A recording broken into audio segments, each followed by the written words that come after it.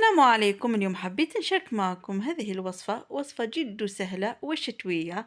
المقارون بالمرقة تجي الله الله. شوفوا كيفاش تجي ما شاء الله. تبعوا معايا باش تشوفوا طريقة التحضير والمقادير. بسم الله، نبدأ على بركة الله. نحتاج إلى بصلة كبيرة مسكرفجة، وحوالي 3 فصوص ثوم تاني مسكرفجين، وشوية زيت زيتون أو زيت طبيعي واش اللي عندك، وشوية ملح. ونقصوا النار ونخليهم يتقلوا في غرضهم. وشوفوا بعد ما تقلت هذيك البصلة والثوم مليح، ودوكا نزيدو حبة طماطم سكرفجة. انا عندي لابيوري الطماط وملعقة صغيرة من الطماطم المصبرة.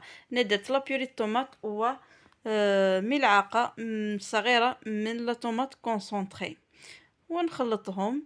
ودوكا نزيدو لي زيبيس. انا درت لهم شوية فلفل اسود، وشوية من راس الحانوت، ومكعب مرق الدجاج، وقطعت شوية حشيش الكزبر ومعدنوس قطعته صغير وزدته.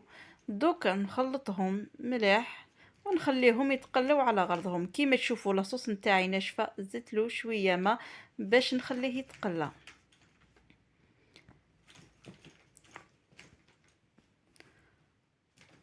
وشوفوا بعد ما تقلت انايا حبيت نزيد لها حبه بطاطا قطعتها هكا كبيره، وتاني نخليها تتقلى شويه هذيك البطاطا حوالي 5 دقائق.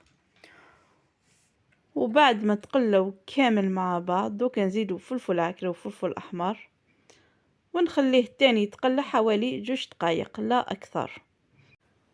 وزدت 2 سردوكات هذاك الفلفل الحار الصغير، ودوكا نمرقو بالماء سخون. انا درت ماء تياد، مين نتوما ديروا ماء سخون خير. ونشعلوا النار قويه حتى وين تتغلى نقصولو. ونخليو هذيك البطاطا ولا الخضره اللي درتوها، تقدروا ديروا زروديه ولا قرعه حتى وين يطيب. شوفوا بعد ما خليت هذيك المرقه تخثرت شويه وطابت البطاطا، دوكا نديروا المقارون. اني احب نستعمل هذا الستيل في المرقه ونخليه يطيب، ما نخليهوش يطيب حتى وين يتنفخ مليح، حتى وين يولي متلاصق فيما بيناتهم. لا لا، خليله شويه الروح، ونحركها باش ما تتلصقش في قاع المرميطه. وشوفوا بعد ما طابت كيفاش جات الله الله. عندها شويه مريقه وزيد تشرب من هذيك المريقه. سي بورصه قلت لكم ما لازمش تطيب مليح 100%. نتمنى عجبتكم وصفة اليوم. ما تنسوش تدعموني بالاشتراك في القناة والضغط على زر الجرس ليصلكم الجديد. إلى اللقاء، سلام.